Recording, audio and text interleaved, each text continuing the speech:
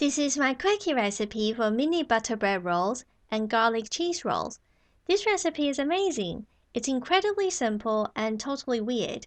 It seems like the very wrong way to make bread, yet it works. You'll get some super delicious mini bread rolls in very little time with very little effort using very little skill or equipment. 210 grams of plain flour. I have tried bread flour, but actually prefer plain flour for this. 1 teaspoon of instant yeast. This type of yeast does not need to be pre-mixed with water. Half teaspoon of salt. Half teaspoon of sugar. A quick mix. Add 140 milliliters, 17 grams of slightly warm water. If you want to use the thermometer to be precise, go with the recommended temperature on the packet of your yeast. But it isn't very crucial, just lukewarm water would be fine. I find it easier to add most of the water, mix for a bit, and add the remaining.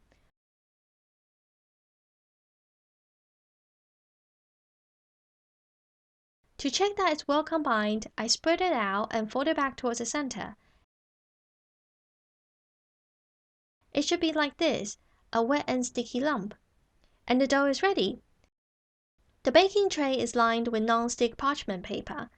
I'm dividing this into 12 dough balls. It's much easier to use a digital scale for this, but if you don't have one, just eyeball them. Each portion should be around 30 grams. Like I'm doing here, if too big, take some away.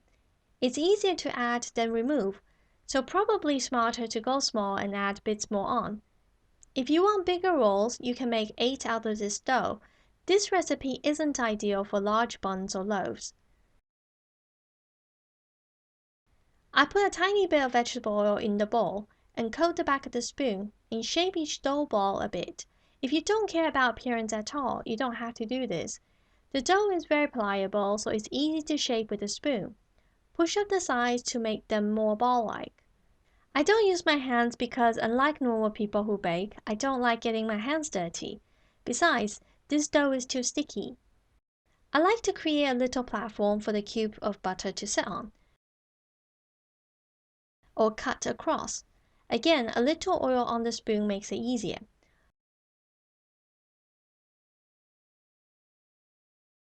Then top each with a little piece of butter.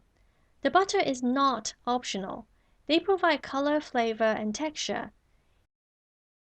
Now they're ready to go into the oven that has not been preheated, along with a small ramekin containing a little bit of water. Place the bread dough on the middle shelf and the ramekin on the bottom shelf.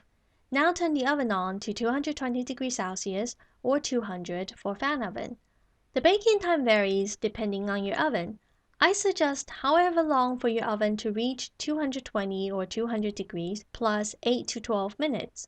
My oven comes up to temperature after about 9 minutes and I bake them for 11 more minutes. I have tried baking without the water. To be honest, the difference isn't huge. With the water, they rise a little bit more. The inside is soft and moist, the outside is crispy and buttery. They're best eaten fresh out of the oven while they're warm. And here is the cheese garlic rolls version. The exact same dough. I use smaller pieces of butter, a squeeze of garlic puree, and a little dry parsley.